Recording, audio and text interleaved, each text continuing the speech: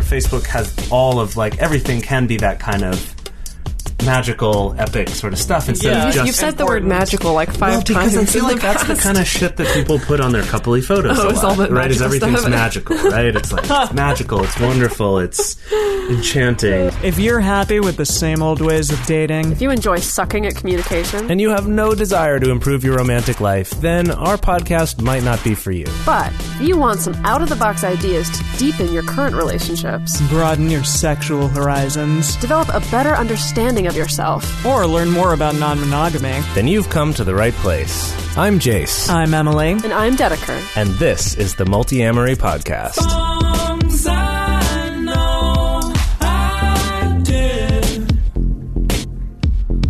forcing me to form myself to fit. On this episode of the Multiamory Podcast, we're talking about the effects of social media on your relationships and some of the unique challenges presented to non-monogamous relationships. Social media, what a millennial topic to cover. I know, right? Sorry, I really like being a millennial and hating on millennials at the same time. Wait, are we technically a millennial? Millennial crowd? I guess we are. Yeah. We are? We are the definition of millennials. Okay, all right. Yeah. I'm like a little closer to the borderline before Tiny that. bit closer, but yeah. Which you're is still, what, like Generation X? I think I you're mean, a Gen Y, or you're not a Gen Y, but that was what you'd be thought- close to. I thought the Gen Y was kind of ended up not being one that stuck. I think it sticks in some places. I didn't intend to open up with a conversation about generations, Yeah. but Because I thought the cutoff Okay. was like 1980 was the cutoff for Well, you're close. for not like, being Gen X. Generation X, I think. But then the cutoff for millennials was something else. But I don't know. I feel like it changes all the time. So whatever. you're definitely a millennial. Anyway, Just yes. embrace it. If you're not, That's 'cause if you're I'm not a technically, I'm a you millennial at look heart. young enough Yeah, I to look be a like a millennial because you look That's like a true. tiny, tiny boy. You look 26 or something. Aw, Yeah, it's Little do they know. little do they know. actually 45. That's not true. Anyway, social media. What a millennial topic to cover. Yeah. as I was saying. Totally. So we brought this up a little bit last week when we were talking about long-distance relationships, but we realized this comes up often enough in people's questions and has been, a significant issue in our own lives, in our relationships, that it's worth having a whole episode just It's about something this. that Oh, yeah. pretty much most of the other poly books out there don't really talk about, at least not explicitly. I mean, I know, like when I was Did when you I was writing, talk about it? well, when I was writing the Smart Girl's Guide to Polyamory, I tried to acknowledge it as much as possible throughout the text. But yeah, like the Ethical Slut doesn't really talk about it. More Than Two doesn't really talk about it, and it's definitely this new crazy thing that it feels like we're, for the past 10 or 20 years, still constantly scrambling to kind of keep up with and figure out all the new etiquette and rules for social media. And it's something that affects everybody's perception of relationships, not just people who are in non-monogamous or multi-partner relationships.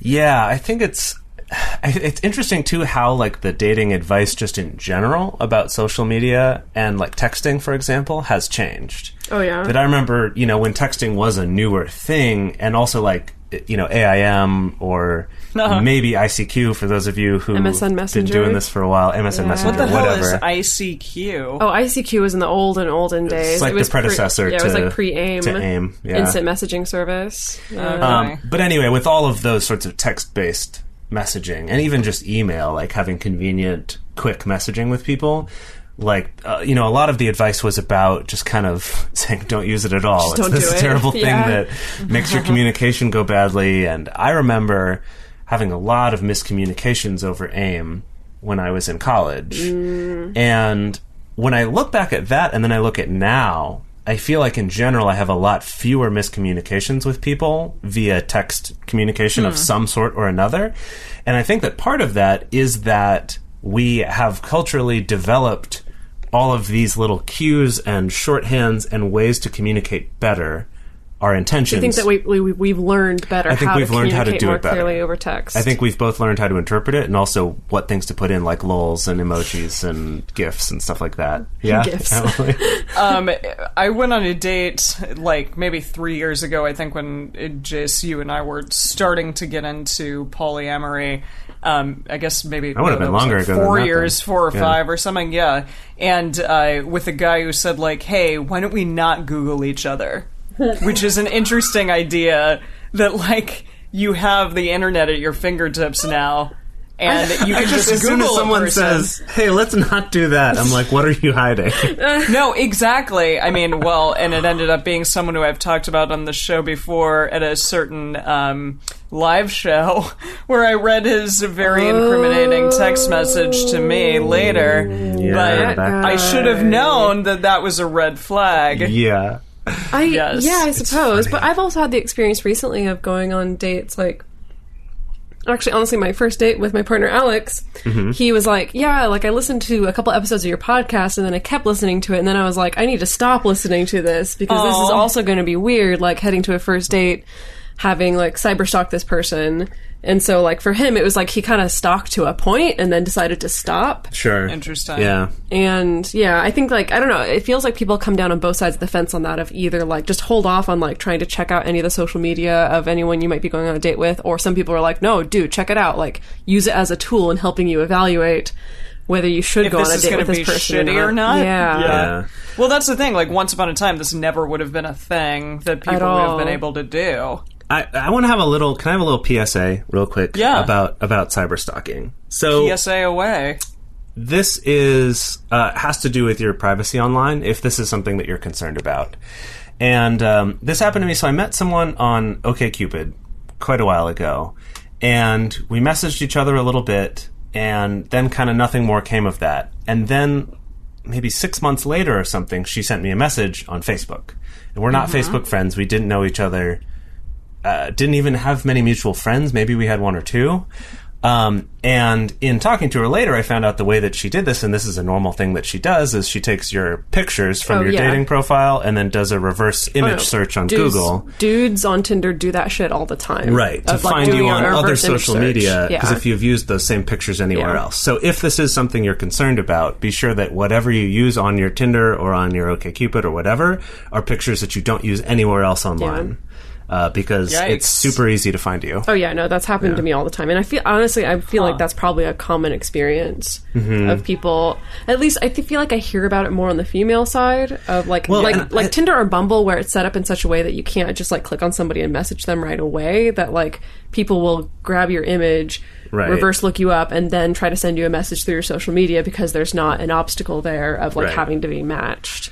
Right. Which really gets my goat. Let me just get on my soapbox about that within your Twitter PSA. Too, on Twitter, too, when people link to their Instagram, you're just saying, here's all my social networking Tinder? for free. On Tinder. On Tinder, yes. I'm sorry, yes. Yeah. On Tinder, when you link to your Instagram, it's like, yeah, here's my other thing that's not stopping you from messaging me. You know, it's kind of undermining the whole kind of premise of Tinder. Well, right? who is undermining? The person linking their social media, or the asshole who knows what the premise is and decides to message you on your social media anyway? Are we victim blaming here? I think. Are we getting into PSAs within PSAs within PSAs? Maybe, but I think that if that's something you're concerned about, like, don't link your Instagram. It's you're so easily enabling someone to do that. That line of arguing just makes me nervous. So are you saying that by linking my Instagram to my Tinder account, I'm asking for it? Is that what you're saying? That I'm asking for someone to... I'm saying you're making it a lot easier for guys to do that to you. We've had this conversation many times. Maybe we should just educate men about not harassing women. That's true. That's what where I come down on. What a novel idea. What a novel idea. But sure, but I will say, Dedeker, anyone who wants to look you up is going to find out what you look like naked I have within 30 seconds. A somewhat unique situation where people don't even have to reverse image search me. They can just search my first name. And there I am. You're easy to find.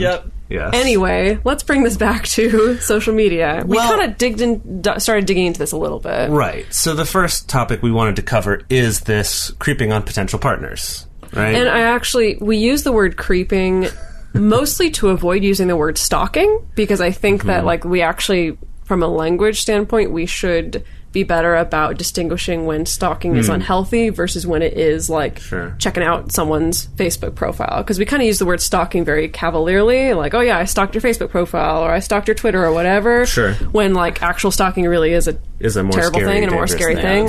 So that's why we use creeping, or poking like about. the Radiohead song. Yeah, exactly. Oh, yeah. Okay, Yeah. sure. Sorry, it took me a Creep, second not to- creeping, but creep. Yeah. So how do we feel about that? Because I set up, that some people say, like, no, you should do that. That should be part of your factor in deciding whether or not to go out on a date with someone. And then other people are like, no, like, let there be some mystery. Let yourself find out about somebody organically. I mean, I generally think that the advice is pretty sound of being like, do at least a cursory Google search of someone you're going out with. Yeah. Especially if you have mutual friends or something in common, I would personally worry about it less. But otherwise, sure, just check it out, see what's going on, just so you're not walking into some super surprising thing. What are the kind of things that you look for when you like creep on somebody's social media before you go on a date with them? How beautiful their Instagram profile is. I try to I'm look kidding, at candid but- photos of them. yeah. Non-tailored photos, if they have any available on Facebook, just to see, like, Yeah. even when they're not in control of what angle the selfie is at, do they still look good? Which makes me sound really superficial. I feel like a thing for me, and you can't always find this. It depends if they have a blog that's publicly viewable or if they're okay with being Facebook friends or something before you go out. But for me, it's like the tone of the stuff they post. Yeah. If they complain a lot, if like the predominant thing they do is complain on their social media, then I might go in with a little bit of like, hey, it's nice to get to know you, but I'm not sure this would work out. Just for me personally, I don't want that kind of negative attitude in my life. Yeah. What about you, Em? I definitely think that I've Facebook stalked people for sure. Or, creeped? Yeah, creeped. You creeped. Yeah. And Instagram and all of that. And, sometimes people have websites now. What? You can go and, like... Well, no, yeah, like, some of the people who I'm dating definitely have websites of themselves. Sure, just like And- personal websites. Totally, Yeah. and then you can go on there, see if they've written anything, like, if they've taken any pretty pictures or whatever. Yeah, so I don't know. I mean, I enjoy doing that from time to time for sure. It can give you and some... also after like the first date as well, Sure. if you're Yeah. interested, or if you just met someone randomly. I've met people at parties, and I'm like, oh shit, I got to go home and see what's what happening their there. deal is. Yeah, exactly. We've all become these cyber sleuths. Well, so No. an interesting one for non-monogamous people is creeping on someone to try to see if they're poly or not. Like maybe you kind of suspect they might be, but you don't know for sure. But unless they're super overt and out and like posting links to That's the articles and thing. shit It's like like that, I've like us. definitely looked at someone's posting pictures and been like, like they're not overt about this. Like, but I do notice they have a number of coupley looking pictures with more than one person that seem to overlap. And I'm like, maybe they're just real close friends. And you never know for I feel sure. like there's always You never burned know me in for the past. sure. 'Cause I But feel like just confirmation bias gets in there. that's true. You want it to if be you really true. want it to be true. I've definitely done that in the past where I'm like, well, maybe this is his 2 girlfriends or whatever, and then it hasn't been true. Yeah. That's interesting. Yeah. This actually leads right. us into our next topic, Yeah. which is doing the same thing but for your metamors. Yeah, or for somebody that like your partner just started dating, things like Yeah, that. yeah. Usually, it's a newer partner of your partner. Which I go back and forth on that as well. Okay, because tell us about it. That gets into because it gets into rougher territory. Because on the one hand, I think that like if you're just looking at a metamor's social media, you're probably just getting like the best highlights of their life, the best looking pictures. So if you have insecurities around a particular metamor, it's probably going to be just inflamed by looking at their social media. But then sometimes it also works in the opposite of serving to humanize that person as well, the same way that a face-to-face meeting does. Sometimes, not always, but sometimes. It can. Yeah. But, I mean, that's the issue with social media in general, which I think we're going to continue talking about, but that it's the, like, best possible version of yourself Yeah, it's online. the highlight reel. I think for Yeah. me, it's like, okay, so if my partner's like gone out on a couple dates with somebody and I have no idea what this person looks like or Sure. anything, like I want to be able to see their social media to at least see what this person looks like and then maybe back off after that. Because it's kind of like, if my I brain... think a lot of people don't have that same impulse control, though. I know. But if you think about it, if you don't know what this person looks like, and if your brain goes to creating like the most perfect person, the most perfect threatening person you can think of, and then you see what they actually look like, and you're like, oh, okay, that's what they actually look like, a little bit grounded in reality. But what if they're stunning? Oh gosh, then it's even worse. I don't know. It's that Schrodinger's cat of metamors on social media. I tend to go more to the don't do so much of the metamor thing, because it's I guess it's one thing if you're becoming friends with this person and getting to know them, then it's like, sure, you want to know what's going on in their life. But if it is just like you really don't have much of a relationship with this person, then at least for me, my preference is to just be like, they're going to do their own thing, and I'm going to focus on my partners and my friends instead of obsessing over what I think this person may or may not be doing or what they may be like. Yeah. We talked about this a while ago. I can't remember what the episode was, but about some studies that had been published about showing that when people spend time on Facebook, they tend to come away with a lower self-esteem and less happiness. Yeah. They found that people who take a week off of Facebook tend to be much happier and have higher self-esteem and less stuff depressed like that. because of social comparison theory and things like that. Because you're seeing this highlight reel of everyone else's life, and you're like, here I am sitting, eating a bag of chips and browsing Facebook, while everyone else is like, hiking Kilimanjaro and doing these awesome things. Wow, that's amazing. Yeah. And so, to say that your metamor is potentially doing that probably could lead to maybe some bad self-esteem. Well, I feel like potentially. I think just having an awareness of that can be helpful. That's true. Of knowing that you're dipping into this person's life, but understanding that it's probably going to be a good parts only version of their life. Yeah. Yeah, and our five, or what was it? Our tactics to tame jealousy. Not to necessarily use that comparison thing, right? Yeah, don't compare your weak points against someone else's great points. Yeah, exactly. Yeah, which is hard to not do on social media. Just the nature of the beast. Yeah. Well, and it's addictive. That's why it keeps us coming back. Yeah, for sure. So, Dedeker, you had talked about sometimes people that kind of getting into or reading into or misinterpreting social media posts. Well, I think which we're I found really all interesting. guilty of this. Because of this nature of creeping on somebody's social media, you, de facto end up in that sleuth role of, piecing together all the clues. Exactly. It's like, well, this means this, and they posted about this, so that must mean that their political opinions mean this, or they posted about this, and are they referring to a date that they went on with my partner the other night? Is that what it means? That I think it can be very easy for us to, as we're trying to piece together a person that we don't know very well, whether that's a potentially new partner or a metamor that we haven't met yet, that we can kind of obsess and apply a lot of meaning to the clues we find on somebody's social media that may not necessarily be the case. Yeah. Okay, but what I think Emily was trying to bring us to is that this isn't just with new partners. That this kind of reading into or maybe overanalyzing or just misinterpreting social media posts happens also with our longer term partners as well. Oh yeah, definitely. Oh, for sure. Definitely. Yeah. And this is those kind of things of I'm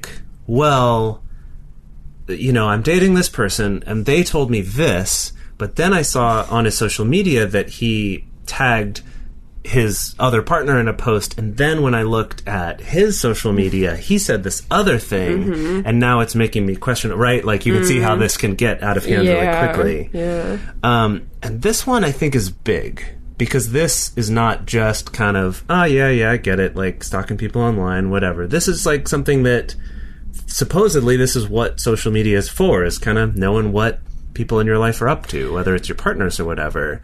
But then we end up in this problem where if you feel like you're not getting the whole story, you're going to try to look deeper to find this story that you're not getting.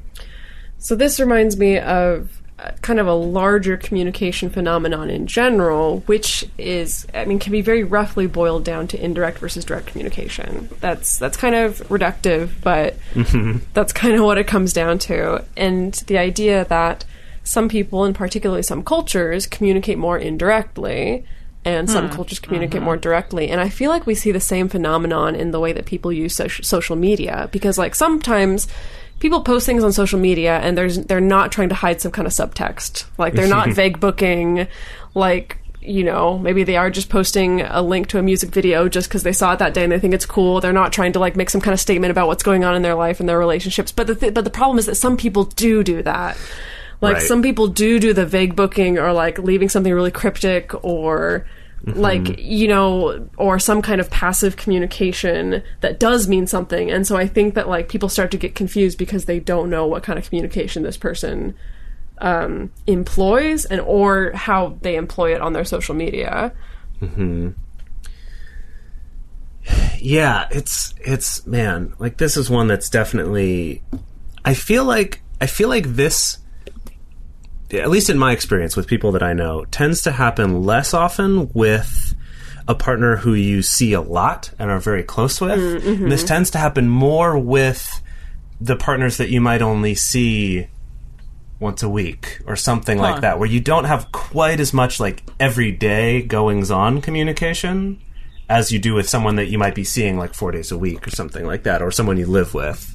So you may read into something just because you don't know them as well. Because there's and maybe it's not like as frequent of communication. Yeah, that you're not getting all you of have the to sort fill of in the blanks yourself to a certain degree. Yeah, exactly. And that sometimes, especially if you're in a state where you're feeling either more insecure or feeling a little less trusting because of something, whether that's something in yourself or something that happened in your relationship with that person, it can be really tempting to go into these kind of sleuthing. Just kind of like read into everything. Reading into everything, Yeah. trying to find this hidden meaning because you're not getting enough yourself. Yeah. Yeah.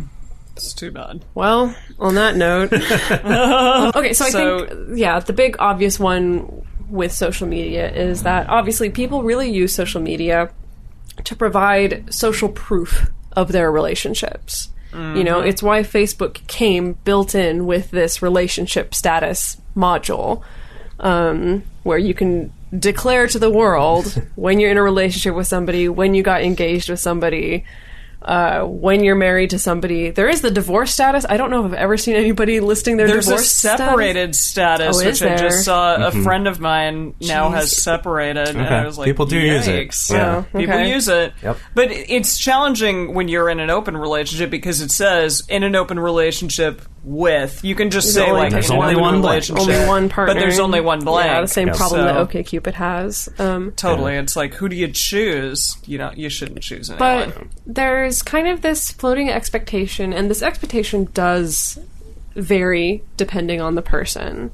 That, like, when you're in a relationship with somebody, you're going to make them kind of visible to your social media feed. As in, like, you'll post selfies together, maybe you'll update your relationship status and tag them in it, or you'll tag them when you're going to events, or maybe you'll even write... post on each other's... You'll post on each other's wall, or maybe you'll even straight up write, statuses about them, things like that.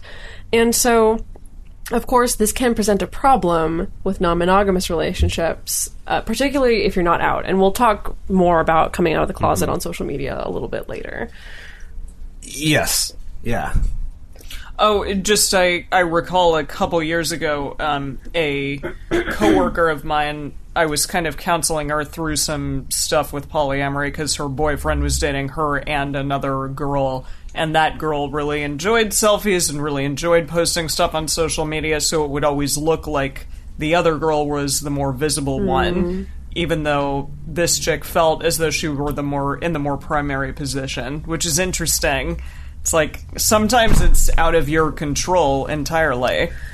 Yeah, that's true. Yeah, and that could definitely be an issue, I think, particularly with more strict primary-secondary models, where it's like there's clearly one partner who's going to get more of the airtime, as it were, on social media. Sometimes it may be that, like, you can't post with any other partner whatsoever, for various reasons. Like, it can bring up a lot of feels. Yeah, well, and like Emily was saying, a lot of it can just have to do with this partner's really into selfies, and so they always think of it, and this other partner's not, Yeah. and so they don't get posted as often.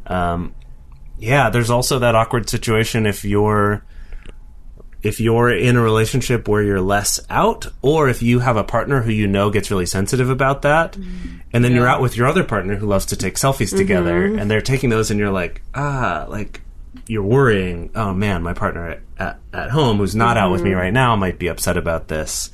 There can be a lot of stuff, especially if you're not openly talking about all of this with each of your partners. Yeah. Like, it can be a lot of a burden to carry around with you, is worrying about who's getting shown and who's not. And it can be not even just about like how your partners feel, because different partners can feel different things about seeing social media posts with metamors or whatever. But for a lot of people, it is about, I'm going to have to answer some pointed questions for my friends and family if I'm posting a selfie with one woman this week and then a selfie with another partner the other week, things like that. Which leads us to our discussion of course, like, choosing to be out of the closet or not really dictates what you do choose to post on social media. Yeah, definitely. And this is something that, this is not a new problem, right? This is something that, especially the gay community has had to deal with this for quite a while, of if you're not out for whatever reason, whether it's fear of your family's reactions or fear of losing a job or, whatever it is for you, that while your partner, at least at first, might be okay with that and understanding about it, it is hard. It does take a toll on that partner who's being hidden. And I think that one of the challenges that's kind of unique to non-monogamy, though, compared to just same-sex relationships, is that not only are you getting hidden, but someone else might not be. Yeah, that, like, you might be getting hidden, but somebody else is getting highlighted, as it were. Yeah. Right. And I think this happens often, especially if a couple started out monogamous, and, like, on Facebook or on social media, they have the appearance of being monogamous. Yeah. And so that means that, if you're this person's other partner and maybe this couple isn't out of the closet or whatever, that means that, like, you don't get any of the pictures or any of the tags on Facebook, and that this other partner does. Right. Yeah. And maybe going into it, you may understand that, but it still doesn't make it feel any less shitty, wearing. I think. It can be wearing, over time. And Absolutely. I think the important part here is to really be aware of that, because I've definitely found that a lot of people who, they might feel like they have very good reasons for not being out, and they probably do have very good reasons for that. But because of that, they can often underestimate how hard that can be for the person who's being hidden or who's never being posted about, and who kind of has to always be mindful of what they post on Facebook and not tag you and stuff. That is hard for them, and they might understand your reasons might be so logical and might be good, but it's still going to be hard. And I've definitely seen people who are just kind of not aware of that and don't sort of have the level of understanding and respect for what you're really asking of someone to be in a relationship with you if you're not going to be out in that way. So just to be aware of it so that you can be understanding and have those kinds of honest conversations about it. So, in summary... Yeah, so what the heck do we do with all this information? Well, definitely talk about it. I think that's the thing. Even in long-term relationships, I don't know if I ever sat down with any of my partners and said, like, okay, so how out are we going to be here on social media with other people? Is it a problem if I post with someone else? Is that cool with you? Like, my expectation is X. What is yours? Yeah, definitely. Always just having those very direct conversations about these things. I would say the thing, and this comes up in, like, the conversations that we've had before about creating agreements with your partners, is that something to be aware of here is that whether or not you have a primary relationship or you've come from a monogamous relationship to polyamory, this is not just a two-person conversation where the two of you are kind of setting the rules for everyone else. There are a lot of other people involved here. Yeah. And so it's kind of having it be an ongoing conversation. That it's not just something you decide once and you make rules. Yeah. But this is something like, we could talk about, how do you feel about those things? How do you feel about it? And then I could talk to another partner and you could talk to another partner. How do you feel? Where do you lie about it? And then we'd come back, and this would sort of be an ongoing process. It's not like everyone has to sit down and have a committee meeting. But although that would be cute. Something I've found that's been helpful for me is kind of finding, just in general with relationships, was sort of what are my standards and like what are the things that I want to be able to practice in my life, rather than, oh, well, hey, I want to date you, here's the rules that I have because of somebody else. Yeah. Or like, here are the things I do because this other person requests them. It's more just every relationship I can come into with, hey, here's kind of where I stand on whatever it is, whether it's safe sex, whether it's posting on social media, you know, whether it's the amount of time I spend with my partners or who I want to live with or whatever it is. That it kind of comes from like, here's kind of my thing. Like, here's my thing, and it's up to you whether you're into those things or not, I guess, whether that's okay for you, rather than feeling like... Do you have specifics of, like specifically with social media, like if you were sitting down to talk to somebody about... Well, like we talked about last week, is that my general thing is that I don't put that I'm in a relationship with anybody, because on Facebook I only have the one option to put that, and I'm increasingly disillusioned with the idea of whoever I'm in a romantic relationship with being important and who my friends are being less important. So with all of that, my thing is just like, if an important part of a relationship to you is having me put in a relationship with so-and-so, not going to happen. Like, that's just not something that I do on my social media. And then also posting like very coupley stuff, I guess. Like, I'll definitely post pictures with partners, and I'll also post pictures with friends. But not so couple-centric, you mean? Yeah, not putting a lot of the... I've actually moved away from sort of the hashtag boyfriend or hashtag girlfriend or hashtag couple, whatever, you know, kind of identifying with that, and instead being like, I'm doing this thing with this person. Yeah. And you might assume they're all my partners, or you might assume they're all my friends, but that's kind of on you, rather than kind of making that choice, like, oh, am I identifying as a couple with this person but not with this other? Does that mean this person's more important than this other person? So I tend to take a little bit of a kind of less is more approach there, but that's just my approach. There are other people who instead want to use the hashtag boyfriend, hashtag girlfriend with all their partners and like really go all out with that. Well, I think the point of that being that just talk to everybody that you're involved with, because some people put a lot of importance on this and some people don't. Yeah. Some people put, like, you know, don't care about being tagged in a relationship status, but they do care about, like, but I do want to feel like you can share my existence with your friends and family, you know, and some people are going to be more upset by seeing you post pictures of you with somebody else than others will be. And it's kind of up to you to decide and navigate and figure out those individual situations. Yeah, but that it's an ongoing conversation. But I think that this is another situation, as far as the, like, posting pictures with other partners thing goes, I think this is another thing where the concept of being unapologetically poly works as well. Of, like, if from the beginning of your relationship, you're also posting about other partners or other people that you're involved with, if you do such a thing. Rather than kind of trying to sugarcoat it, I guess, or I don't know, just the usual stuff that we say about being unapologetic. Right, of just, don't, like, if you start dating someone new who's kind of new to polyamory, don't all of a sudden start posting less with your other partners because you're worried about easing them into it or something. I found that generally that kind of strategy ends up backfiring. That it's better to just do what you're going to do and what you're already doing instead of trying to...